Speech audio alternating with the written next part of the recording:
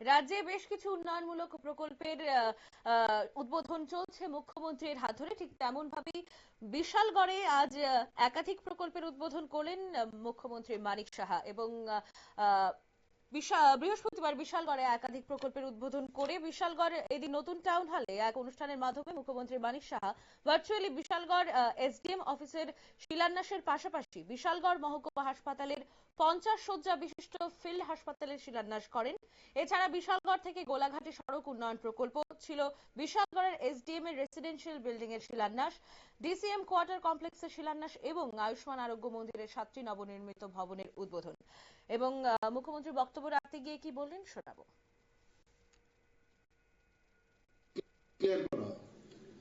তো সেই ক্রাইটেরিয়া আমরা ফুলফিল করছি। আমাদের ত্রিপুরা এখন যেখানে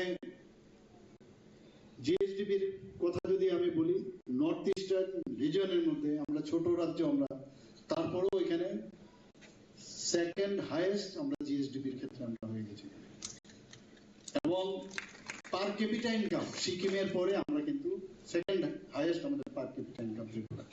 আমরা চেষ্টা করছি এই যে আপনার প্যারামিটার গুলো আছে, এখানে ডেথ রেট, আমাদের চাইল্ড বার্থের ডেথ রেট কম আছে।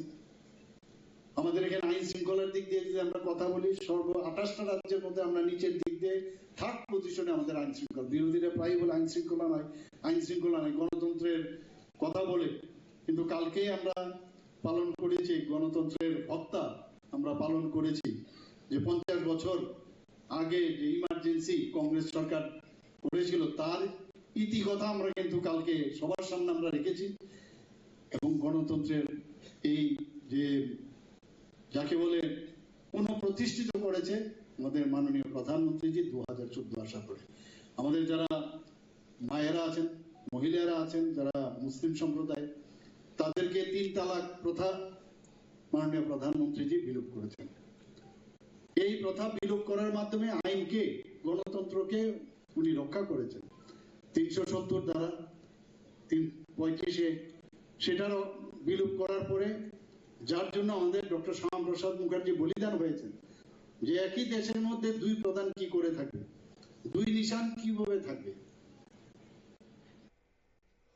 আপনারা শুনলেন মুখ্যমন্ত্রীর বক্তব্য এবং আজকের এই প্রকল্প উদ্বোধনের অনুষ্ঠানে গিয়ে কিন্তু গতকাল যে সংবিধান হত্যা দিবস পালন করা হয়েছে তার কথাও তিনি উল্লেখ করেছেন। 50 বছর আগের যে জারি হওয়া ইমার্জেন্সি, সে বিষয়ে কিন্তু রাজ্যে একাধিকভাবে সেই কথা সকলের মধ্যে জানানো হচ্ছে এবং এই 50 বছর আগের যে ইমার্জেন্সি করা হয়েছিল, জারি করা হয়েছিল এবং সেটাকে সংবিধান হত্যা দিবস কেন বলা হচ্ছে সে বিষয়েও কিন্তু একাধিক কর্মসূচি হাতে নিয়েছে।